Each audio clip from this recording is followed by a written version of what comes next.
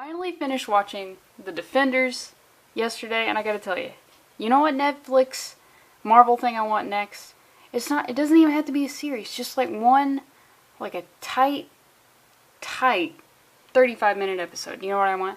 I want to follow the nuns, the spelunking nuns, with their carabiners, and their habits, and their oversized rosary, and the most powerful navigational tool of all time, Mom Dar, and a little bit of the Lord, to find Daredevil at the bottom of an entire building fell on the man, and then these nuns found him and like, Lindsey, obviously, he's Daredevil, he crawled his way out. No!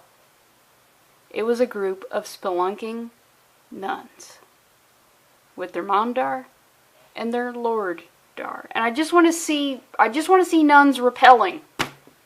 And just complete sidebar, I mean, it's not even a sidebar because it's how I introed the video. It's just like, I feel like if nuns save it, you have to convert.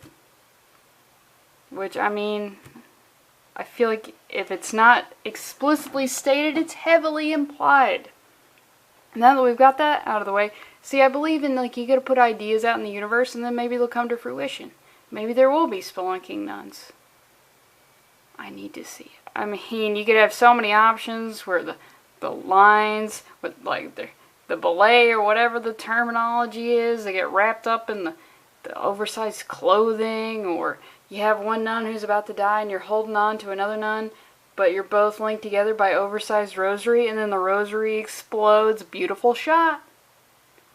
Good cinematography there. But it also made me realize I haven't done a single Daredevil comic on my channel, I don't think.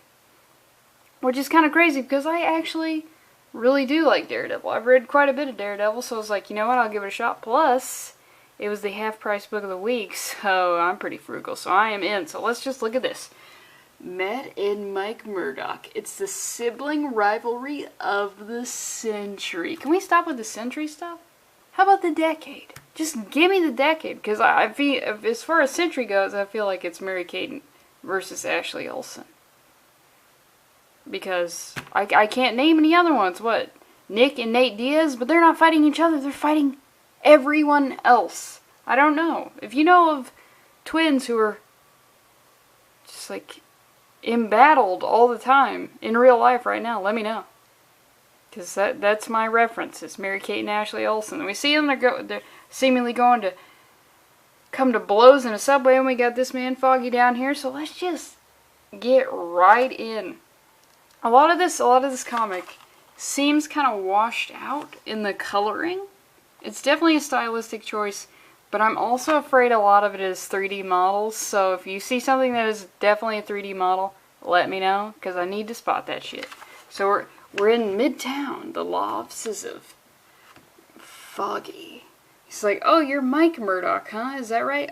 Okay, also, if one of you is about to have twins, or you're thinking about adopting 2 children at the same time, you're like, fuck it, we'll call them twins. Please, I beg of you, don't give them names that start with the same letter. I know everyone loves alliteration, but look, you're already gonna fucking look alike. You're already gonna be dressed in sailor suits for at least the first decade of your life.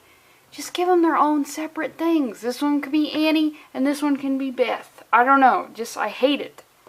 I hate it with a passion. So, I mean, since I haven't been keeping up with any of this Daredevil stuff, I know the Kingpin is the mayor, maybe, possibly. Don't know about any of this. So, yeah, him having a twin is news to me. Matt's a strange and entirely non-existent rascal of an identical twin brother. Hilarious, Matt, by which, I mean, not hilarious at all, especially the gun part. What the hell are you doing? Yeah, well, my brother's blind, right? Can't see a damn thing. You've got on a pink vest and a purple tie, Foggy, and I'll tell you, you ain't pulling either of them off. Okay, Mike, I like you. I like you because you're sassy as fuck, even when you're holding what appears to be just like a 1980s hot glue gun. He'll glue your fucking trap shut, Foggy, so you better watch it. Plus, I just want to say, if your name is Mike, it's like 80 to 20 odds that I'm going to like you because the rhyme works in your favor. I like Mike. It's like, I have to put in the effort to not like you. It's already out there. So he says, And I gotta tell you, Foggy, that's not a good color combo. I don't know what who you're trying to attract with that, but tone it down. This is a law office. Come on. I don't want to see... I barely want to see pinstripes. Pinstripes is as far as I'm wanting to go. As far as expressing yourself. And he needs to call his brother, so he calls him, and he's like, oh yeah, you need to come here? He's not that far. But Mike, again, I might not have gone to Columbia like you and my brother did, but I ain't dumb. Let me see your phone. See, this is that 3D model type stuff where I'm like, kind of looks like it was just drawn over a face. Hope not. He hands him the phone. Oh, he didn't actually call Matt. Why did you have to go and do that? This man's in control of the situation. Oh, I should probably read some of this. So, Matt, obviously, he's trying to unseat Wilson Fisk Kingpin as the mayor. He's using a squad team of Frank McGee, Cypher, and Reader. However, their crusade against Fisk was interrupted when Reader accidentally brought Matt's fictional twin brother, Mike Murdock, to life. I don't know how that happened. It's probably very interesting. My bad. So, all that's going down, we see Daredevil just kind of like... I'm going to tell you, it's not the most graceful Daredevil I've ever seen. Daredevil, watch out. That's going to come into play because he doesn't call him Matt. I feel like that takes a lot of restraint. Because if I know my friend's Daredevil, I'm going to be like, yo, Mike, what's up? Oh, shit. I've ruined it. I've ruined the whole thing. We got to move. He's got a staple gun that uses round staples. I don't know. Maybe it's the future. So, he says, okay, Mike is totally in control of the situation. Daredevil looking a little bit more boxed in. I remember, not that live figure I'm used to. So here's how this is gonna go. Total alpha. Total alpha male in control of the situation. I like it. Take notes if you think you're gonna find yourself in a hostage situation, but you're the opposite of the hostage. You're the taker. He says, first thing you're gonna do, you're gonna toss me that club. Toss it, not throw it. Completely in control. And he's like, how does this thing work? Boom, that thing is spring loaded. And he says, look, I'm taking him Daredevil. So now we know that he doesn't know that Matt is Daredevil. Now we know what the stakes are. And he says, like, according to you, I'm not real, right? I got nothing to lose. Dangerous. Mike is dangerous. He's so dangerous that I might have to start calling him Michael. So Mike and Foggy, they take a cab. They're reminiscing a little bit. And then we see this girl. And I gotta tell you know what I fucking need? I need like a button that I can just hit that cues like a submarine warning sound, like doo doo doo, and then like all the lighting goes red. And I'm gonna warn you though, even though this woman looks like this, even though she has this haircut, I need you to resist all urge to just stop the video, or just, if you have this comic, just fucking throw it away.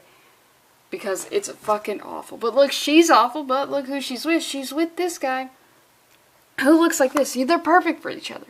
Because look, she's done every drug known to man.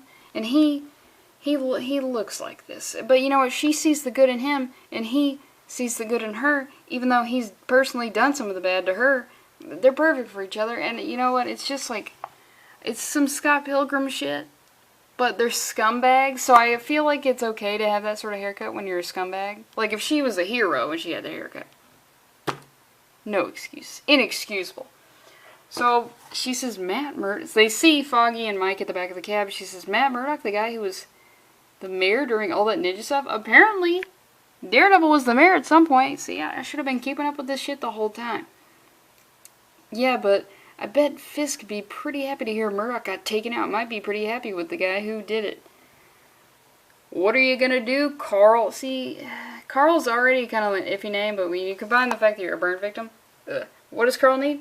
Grab me that can of gasoline. Hell yeah. Okay, cue that Rage Against the Machine. Cue that monk lighting himself on fire. Cue that gay guy who recently engulfed himself in flames because of something about gay rights. I gotta learn that guy's name. The guy lit himself on fucking fire, like, last year. Nobody's doing that. I gotta learn that guy's name. That's fucking crazy. He starts chugging the gasoline. I can't help but think, but this and this are related. And we see this, he's got, like, a flesh gun?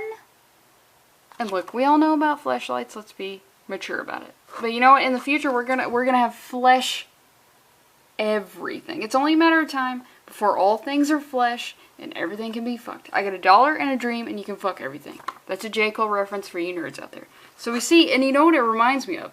This is like a deep cut, deep cut, and that actually is a little bit of a pun.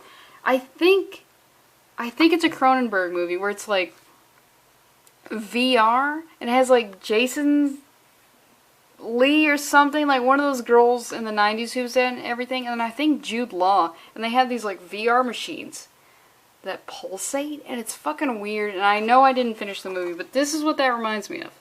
Even though apparently it's a goddamn flamethrower.